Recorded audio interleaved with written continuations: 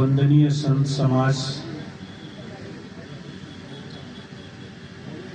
धर्म प्रेमी बंधुओं, श्रद्धा मूर्ति माँ बहनों,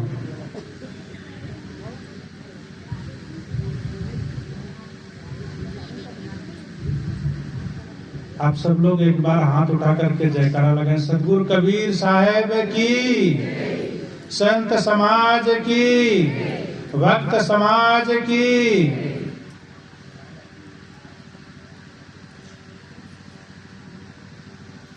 साहब कहते हैं कि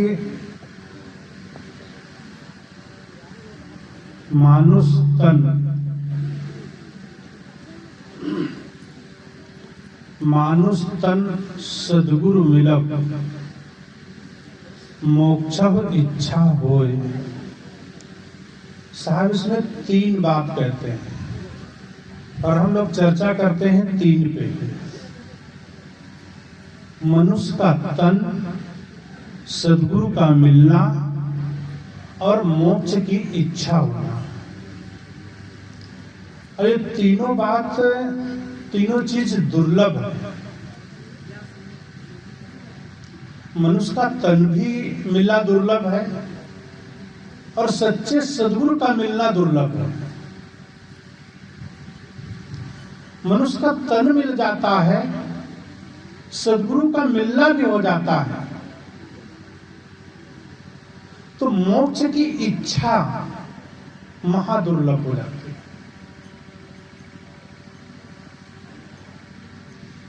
थोड़ी थोड़ी चर्चा उस पर करते हैं, जीवन की छोटी छोटी चर्चाएं। साहब कहते हैं कि ये मनुष्य का तन दुर्लभ है। क्यों?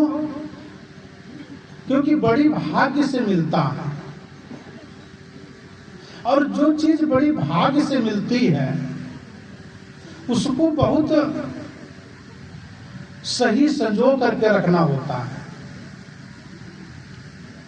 सही तरीके से रखना होता है। अगर जो हम उसको अच्छे तरीके से उसको रखेंगे नहीं, क्योंकि ये शरीर बार बार मिलता नहीं। ये जो जीवन हमें मिला है, ये दोबारा मिले या ना मिले क्या गारंटी है? आज हम यहां पर बैठे हैं, कल हम मिले या ना मिले, है कोई गारंटी इसकी? जितने लोग हम लोग आज गुरु पूर्णिमा के अवसर पर यहां पर बैठे हैं, कोई जरूरी नहीं है कि हम कल मिले। इतना ये क्षणिक जीवन है, और इस क्षणिक जीवन में हम इस शरीर को अगर संभाल के नहीं रखेंगे, इस शरीर की व्यवस्था को हम नहीं बनाएंगे, तो ये शरीर हमारा साथ न देगा। क्योंकि ये शरीर हमारा दुर्लभ है। इसी शरीर से सेवा होगी, इसी शरीर से भक्ति होगी, इसी शरीर से परिवार को पालेंगे, इसी शरीर से धर्म कर्म करेंगे, खेती बाड़ी करेंगे। और इस शरीर को अगर हम संभाल के न रखेंगे तो शरीर में बीमारियां हो जाएंगी। शरीर नश्वर है, आज है कल नहीं होगा, फिर वही हाथ मलने की बात रह जाएगी। जब बुढ़ापा आएगा तो जवानी की याद आएगी, बालकपना की बचपन की याद आएगी। भंवर उड़े बगजाल बैठे, भंवरा काला होता है। जवान के सिर के ऊपर बाल काले होते हैं, और जब वृद्ध अवस्था हो जाती है तब सिर के बाल पक जाते हैं। तो साहब कहते हैं भंवर उड़े बगजाल बैठे। अब हमारे शरीर पे धीरे धीरे वृद्धावस्था आ रही है, इसी तरीके से हमारा जीवन पक रहा है। और जब हमारा जीवन पक रहा है तो उसी तरीके से हमारी वाणी भी पकनी चाहिए, हमारा जीवन भी पकना चाहिए। हमारे जीवन में बालकपना नहीं है, हमारे जीवन में जवानी है, और जवानी के साथ साथ में जोश है, समझने दूसरों को संभालने की शक्ति है हमारे पास में। और जब दूसरों को संभालने, समझाने और संभालने की शक्ति है तो शक्ति को हमें दुरुपयोग नहीं करना चाहिए। अगर जो हम उस शक्ति को दुरुपयोग करेंगे तो हमारे जीवन का अर्थ नहीं समझ में आएगा। इसलिए अपने जीवन का अर्थ भी समझना है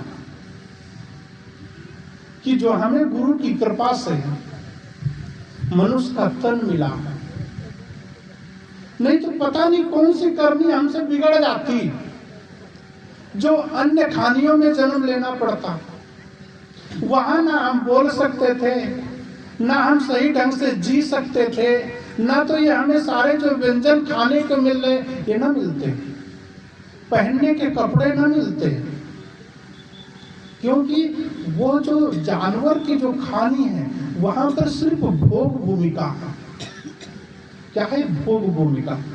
जितना जीवन में उनके भर दिया गया है उतना सिर्फ उसे भोगना है। नए कर्म नहीं हो सकते, नई चीज वहां पर सोच नहीं सकते, कोई जानवर सोच नहीं सकता।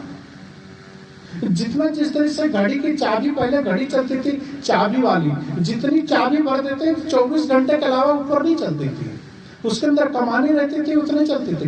जीवन हमारा उसी तरीके से है। प्रकृति का जो वरदान जो हमें मिला है, एक एक चीज हमारे शरीर के अंदर जो मिली है वो जब खत्म हो जाएगी तब हमें दोबारा नहीं मिलेगी।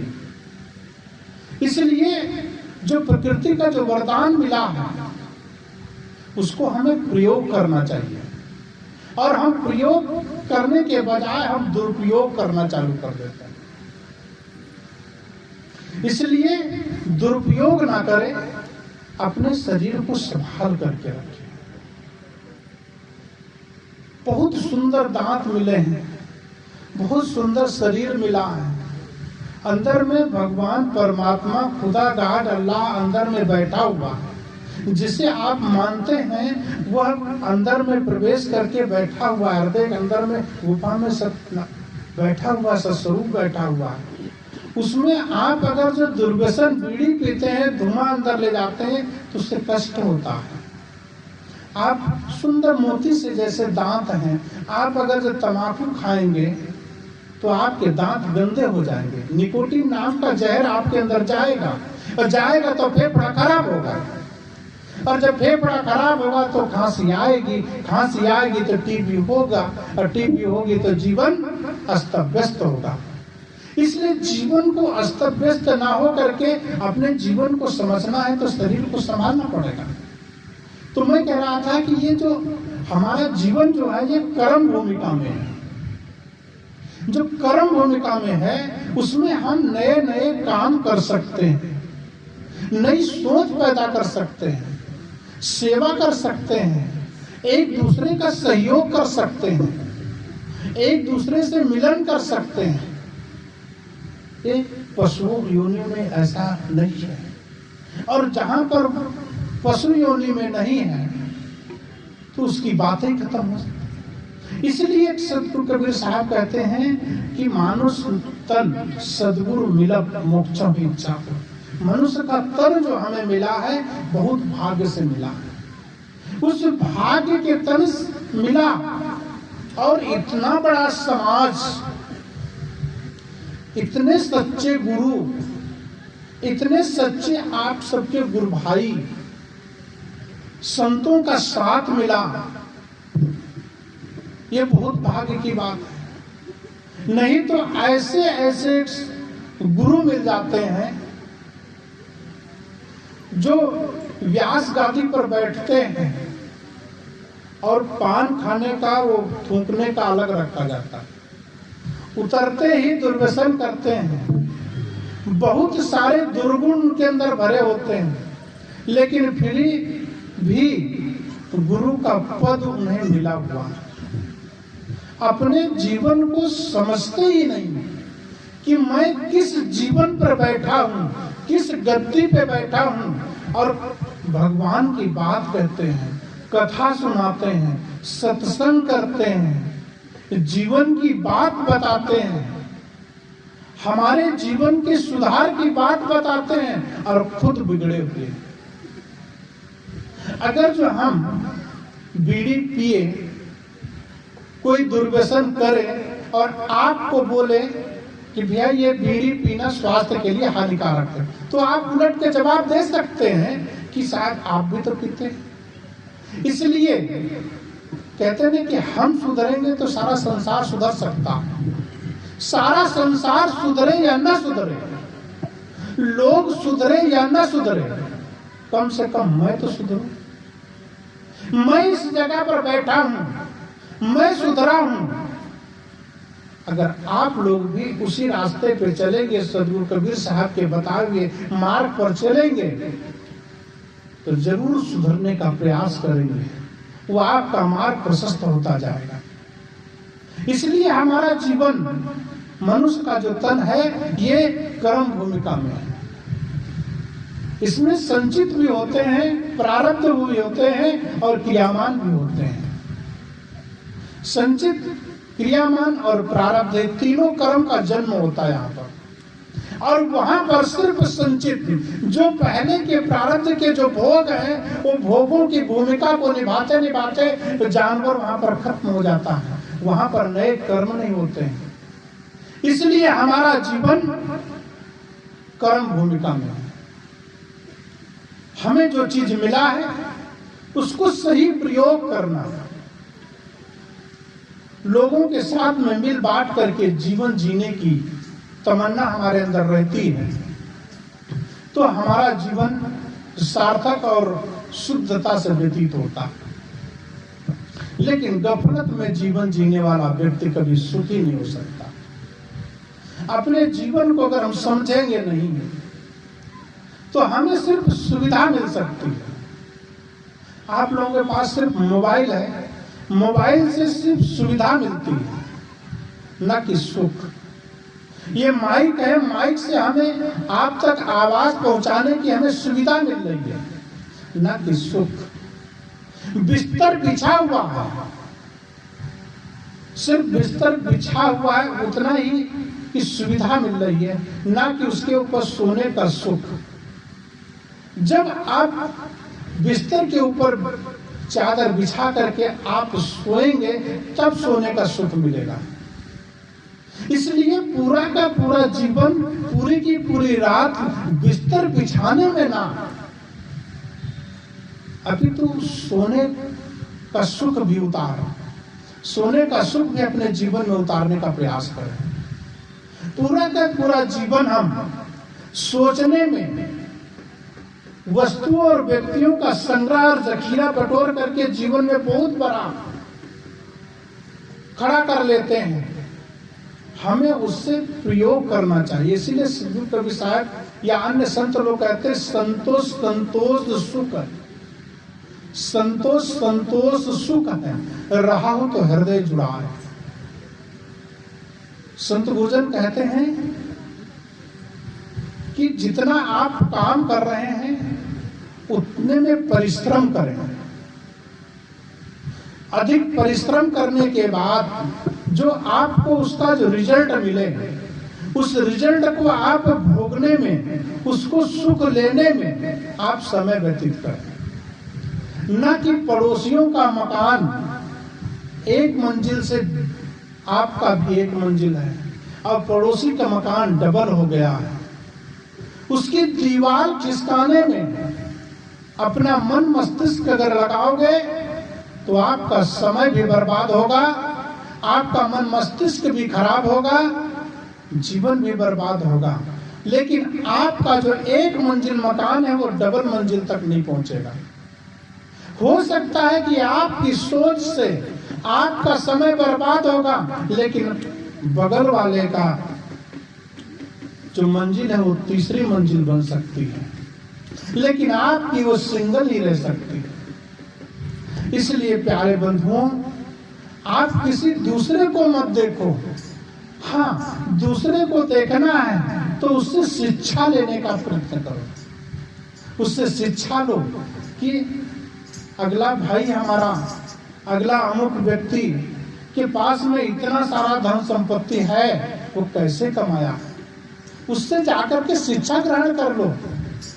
आपने व्यापार में कौन सी युक्ति लगाई है जो आपका व्यापार ऐसे बढ़ रहा है, दिन दूना रात चौगुना बढ़ रहा है? हो सकता है उसने भक्ति किया हो सकता है उसने गुरु के चरणों में अपने मन की डोरी बांधा हो। अगर उसने मन की डोरी बांधा तो आप भी वही काम करें, तो शायद गुरु के चरणों में मन की डोरी बांध करके अपना जीवन सार्थक हो जाए। तो गुरु के चरणों में मन की डोरी बांधने में क्या दिक्कत है? क्यों गुरु से डर रहे हैं? क्यों अपने जीवन को समर्पण करने के लिए गुरु के चरणों में क्यों पीछे हटे? इसलिए हमें तो सदगुरु का मिलन हुआ है, संतों का सहचर्य मिला है, और जब संतों का सहचर्य मिला है, इतना सत्संग मिला है, इतना बड़ा आश्रम मिला है, इतने बड़े गुरु मिले, इतना शुद्ध ज्ञान मिला है, पवित्र आचरण वाले संत गुरुजन मिले, और फिर भी हमारा जीवन अगर नरक बना है, फिर भी अगर जो हम दुखी हैं, मेरी कमी, मैं ही उस गुरु के ज्ञान को पी नहीं पा रहे हैं। गुरु के ज्ञान को इस कान से सुनते तो है, लेकिन इस कान से निकल जाता है, उसको ग्रहण नहीं कर पाते। और जब तक हम बोलते भी रहे और हम भी अगर अपने जीवन में आचरण न करेंगे तो हमें सुख नहीं मिलेगा, शांति नहीं मिलेगी, जीवन का जो असली स्वरूप है वो हम समझ ना पाएंगे। जीवन का असली स्वरूप समझने के लिए संत गुरुजनों के चरणों में अपने मन की डोरी को बांधना पड़ेगा। जिस दिन बांधेंगे उस दिन वो अनुभूति होगी, जीवन की सच्चाई का पता लगेगा। इसलिए जीवन में दो चीज की बहुत जरूरत है। जिस तरीके से पेट को भरने के लिए भोजन की जरूरत है, वो आवश्यकता है, भोजन की आवश्यकता है। अगर बीड़ी ना पिएंगे तो जीवन चल जाएगा, तंबाकू नहीं खाएंगे तो जीवन चल जाएगा, चाय नहीं पिएंगे तो जीवन चल जाएगा, लेकिन भोजन नहीं करेंगे तो जीवन नहीं चलेगा। हमारी आवश्यकता है भोजन की, लेकिन भोजन के उपरांत भी अगर जो आपको एक इलायची ना मिले, आपको एक लौंग ना मिले तो जीवन चल जाएगा, लेकिन पानी ना मिले तो जीवन नहीं चलेगा। जीवन की जो आवश्यकताएं हैं उनकी बहुत जरूरत है हमारे जीवन में। उसी तरीके से जिस तरीके से हमारे जीवन में भोजन की आवश्यकता है, उसी तरीके से हमारे जीवन में भजन की आवश्यकता है। एक छोटा सा उदाहरण, एक भिखारी था। एक भिखारी एक दरवाजे पर आया, भजन गा रहा था, भजन गा करके भीख मांग रहा था। सेठानी घर से निकली और भजन सुनने में वो मस्त हो गई, बहुत अच्छा लगा भजन। भिखारी भजन तो गा रहा था, उसने अपने जीवन में उस भजन का आचरण किया है या नहीं किया, इससे जरूरत नहीं। भजन तो गुरु का है ना, भजन तो चरवाहा भी गाता है अगर जो, तो गुरु की वाणी है। भजन तो वो वैश्या भी गाती है, तो गुरु की वाणी है। भजन तो वो ट्रेन में वो जो छक्के लोग होते हैं वो भी गाते हैं, वो भी गुरु की वाणी है। उसको जो सुनेगा और जो सुन करके अपने अंदर प्रवेश करेगा और उसको आचरण करेगा, उसका जीवन सुधार होगा। खाली गाने से, खाली सुन लेने से नहीं, उसको जीवन में उतारने की जरूरत है। तो भिखारी भजन गा रहा था, तो वो भिखारी बहुत सुंदर और बहुत सुरीले आवाज में गा, उसका पेशा था, उसका सिर्फ पेट भरना, भजन गा करके ऐसे देगा भी नहीं, कौन देगा, इसलिए वो भजन गा रहा था। अंदर से सेठानी उस भजन को सुन रही थी। और भजन वो गाते चला जा रहा था और सेठानी उस भजन में मग्न हो गई, मधुमग्न हो गई। हाथ में रोटी लिए खड़ी है, भीख लिए खड़ी है, लेकिन उस भिखारी को भीख न दे रही थी। सेठ देख रहा था उसका, बोला उस भिखारी को भीख तो दे दो। उस सेठानी ने बोली कि मुझे भजन अच्छा लग रहा है, शायद ये गुरु की वाणी दोबारा सुनने को मिले या ना मिले, इसलिए उसे लेट कर रहे हैं। तो कुल मिला के कहने का मतलब यह है कि सेठानी एक भक्तानी, एक भक्तन थी, और उसे गुरु की बात वह चाहे जिसके मुख से निकले वह गुरु की वाणी। तो निगुरा भी अगर गुरु की वाणी अगर बोल रहा है तो गुरु भक्त वो अपने तरीके से अपने जीवन में धारण कर लेगा, वो अपने तरीके से जीवन में उतार लेगा, लेकिन वो निगुरा नहीं उतार सकता। इसलिए अगर जो आपको कोई भी व्यक्ति अच्छी बात बताता है वही हमारा गुरु है, अच्छी शिक्षा देता है, सुधार करने के दो बातें बताता है, तो हमारे जीवन के लिए अच्छी चीज है, उससे वो ग्रहण करना हमारा कर्तव्य बनता है, ना कि उसे इस तरह से इनकार करे कि ये छोटा है, इसने गुरु भक्ति नहीं लिया है, इसको ज्ञान नहीं है। भले ही ज्ञान नहीं है उसको, लेकिन बात अच्छी कह रहा है तो हमारे लिए सार्थक है। वह आपके लिए सार्थक हो या ना हो, लेकिन मेरे लिए सार्थक है। अपने जीवन में उतार करके हम अपने जीवन का सुधार कर सकते हैं। इसलिए हमारा ये मनुष्य का तन मिला है। मनुष्य का तन इसलिए नहीं मिला है कि आप अपने जीवन को फालतू समय, क्योंकि आपके जीवन का समय बहुत अनमोल है। मैंने बोला ना कि ये आज हम बोल रहे हैं कि कल शायद आपको मैसेज मिले, आज नहीं रहेगा, उतना भी नहीं। शायद अभी जो सांस अंदर गई है ये बाहर आती है कि ये भी पता नहीं। इसमें से कौन खसक जाए कल पता है। कई घटनाएं ऐसी ऐसी हुई हैं जो कि संत प्रवचन करते करते पीछे लुढ़क गए और उनका जीवन समाप्त हो गया। कितने भक्त लोग सत्संग सुनते सुनते उनका जीवन खत्म हो गया। जीवन का कोई भरोसा नहीं। इसलिए हमें किसी से दुर्व्यवहार, किसी से व्यवहार में कटुता, आपस में मैत्री की भावना, ये जीवन का हमारा गुण है। और इस जीवन के गुण को अगर हम समझेंगे और अपने जीवन में उतारने का प्रयास करेंगे, तब हमारी गृहस्थी की गाड़ी सुचारू रूप से चलेगी। अगर जो हम अपने मनुष्य का तन मिला और मिल करके उसे बेभान जिंदगी जी रहे हैं, जिस तरीके से एक बालक अपने जीवन को समझ न पा रहा है और वो जीवन खेल खेल में व्यतीत कर रहा है, उसी तरीके से आपने जवानी तो पा लिया, जवानी में तो आपने प्रवेश कर लिया, लेकिन जवानी का दुरुपयोग कर रहे हैं। जवानी में अगर जवानी का दुरुपयोग कर रहे हैं तो आपको बुढ़ापा में रोना पड़ेगा, क्योंकि आपने जवानी में कमाया नहीं। व्यवहार की रीति तो कमा ली, आपने धन तो कमा लिया, लेकिन जीवन को नहीं कमाया। आपने परमार्थ का काम नहीं किया। आपके पास में सिर्फ क्यों समय, किसके पास 24 से ज्यादा, सबके पास उतना नहीं। हमारे पास भी, आपके पास भी, सबके पास 24 घंटे सलाह कुछ नहीं, सबके पास उतना। उतने में ही परिवार का भी काम करना है, बच्चों को लालन पालन भी करना है। आपने शादी करके परिवार बनाया है, उस परिवार में बच्चे पैदा किए हैं, उनका लालन पालन करना है, माँ बाप की सेवा करनी है। उसके साथ साथ में जीवन को भी समझना